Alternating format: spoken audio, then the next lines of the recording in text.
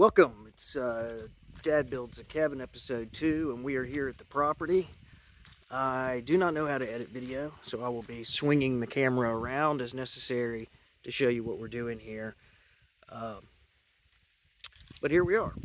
So it's a piece of property that starts up there. It's a couple acres. It's very long. It's probably 900 feet long and fairly narrow. The primary issue that we are contending with is... Oh, there's a deer.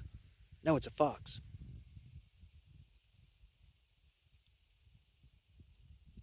Anyway, the primary issue we are contending with is that our property is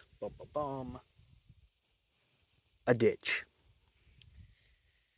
And I originally had a lot of grand ideas about spanning that ditch with a structure, which I was talked out of by a number of people.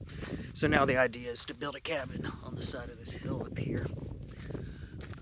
The property has some problems, mainly the ditch, but it also down here